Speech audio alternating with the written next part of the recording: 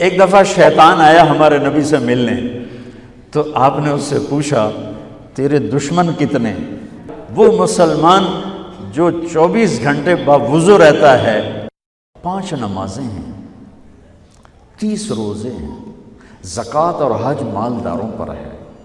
نماز ہماری بیس ہے، نماز کے بغیر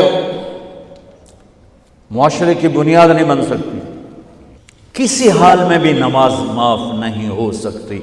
14-15 صدی میں اگر نماز کی گنجائش مجھے نظر آتی ہے تو کربلا کے میدان میں حسینی قافلے کی نظر آتی۔ نہ پڑھو، تلواریں برس رہی ہیں، چند گھڑیاں باقی ہیں گردنوں کے کٹ جانے میں، اب نماز پڑھو یا نہ پڑھو گردن کٹنے والی ہے۔ اس کے باوجود امام عالی مقام نے زہیر آپ کے رائٹ سائڈ پر جھنڈے بردار تھے، ان کو اشارہ کیا کہ یہ شمر سے کہو نماز پڑھنے دو، تو انہوں نے آگے بڑھ کے کہا نماز پڑھنے دو، تھوڑی دیر کے لیے رک جاؤ۔ وہ کہنے لگا ہماری تلوار نہیں رکے گی۔ انہوں نے آ کر کہا یہ جواب ہے۔ امام عالی مقام نے فرمایا پھر نماز بھی نہیں چھوٹے گی۔ جی میٹنگ تھی، نماز یاد نہیں رہی، میٹنگ بڑی لمبی ہو گئی، نماز چھوٹ گئی، سارے دروازے بند کر دیے۔ حالانکہ اللہ کی قسم اگر یہ قافلہ نماز نہ بھی پڑھتا تو ان کے لیے جنت کے دروازے کھل چکے تھے، چونکہ جنگ سے پہلے آنکھ لگی، آنکھ کھلی تو مسکرائے۔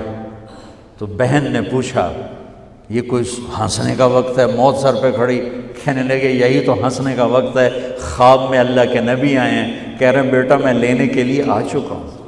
پھر نماز نہیں چھوڑی تو پی آئی اے والا کہہ سکتا ہے کہ جو میں جہاز اڑا رہا تھا نماز چھوڑ گئی۔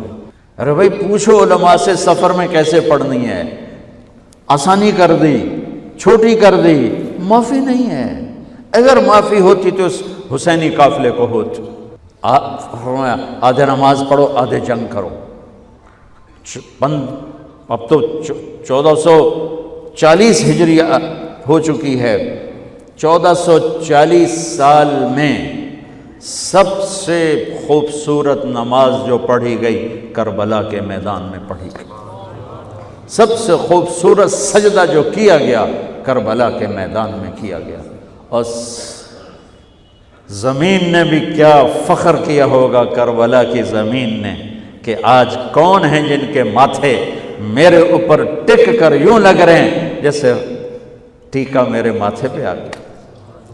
جب سبحان رب الاعلیٰ کی صدا گونجی ہوگی تو زمین کی 7ویں تہ بھی ٹھنڈی ہو گئی ہوگی۔ تو میرے نبی کا نواسا ہمارے لیے دروازے بند کر کے جا رہا ہے۔ کسی حال میں نہیں چھوڑ سکتے نماز، سوائے اس کے کہ بے ہوش ہو جاؤ، چلو ٹھیک ہے، اس کے علاوہ نہیں چھوڑ سکتے۔ لیٹے لیٹے پڑھو، نہیں اٹھ سکتے لیٹے پڑھو، آنکھوں کے اشارے سے پڑھو، چھوڑ نہیں سکتے ہو۔ آدھوں نے نماز پڑھی، آدھوں نے جنگ کی، پھر آدھوں نے نماز پڑھی اور سب نے جنگ کی، اور عصر میں سب نیزے پہ چڑھ چکے تھے۔ عاشق کا جنازہ ہے، ذرا دھوم سے نکلے، محبوب کی گلیوں سے ذرا گھوم کے نکلے۔ ہمارے دفتروں میں، بازاروں میں، گھروں میں نماز زندہ ہو جائے۔ روزہ تو سال کے بعد آئے گا، بیمار ہے تو چھٹی، مسافر ہے تو چھٹی بعد میں رکھ لینا۔ زکوٰۃ پیسے والے پر ہے، حج پیسے والے پر ہے، ایک نماز ایسا فریضہ ہے جس کے لیے میرے رب نے 700 دفعہ قرآن کو ہلا دیا ہے۔ نماز نماز، کبھی لفظ صلاۃ کے ساتھ، کبھی اور الفاظ کے ساتھ، 700۔ ایک آرڈر آ جائے ملک صاحب کا تو آپ ہل جاؤ گے، آرڈر آ گیا، آرڈر آ گیا۔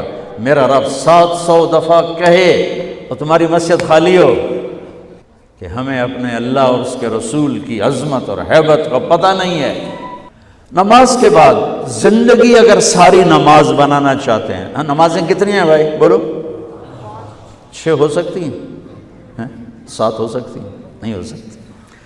اگر ساری زندگی نماز بنانا چاہتے ہو کہ میری پوری زندگی نماز بن جائے، چاہے میں آفس میں ہوں، چاہے میں جوڑیا بازار میں ہوں، چاہے میں جہاز اڑا رہا ہوں، چاہے کھوتا ریڑی، ایک حدیث سناتا ہوں، صرف ایک حدیث، اس ایک حدیث پہ عمل ہو جائے تو ساری زندگی عبادت بن جائے گی، ساری زندگی بندگی بن جائے گی۔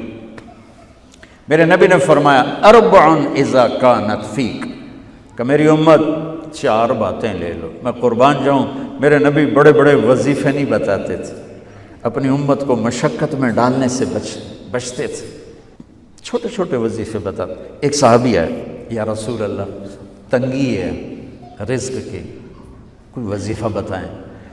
کتنے لمبے لمبے وظیفے لوگ پڑھ رہے ہیں کہ کاروبار کھل جائے اور روزی بڑھ جائے، کتنے لمبے چوڑے، کتنے کتابوں میں ایڈے ایڈے بڑے وظیفے لکھے پہ، پڑھوں جی مندہ بڈھا ہو جائے۔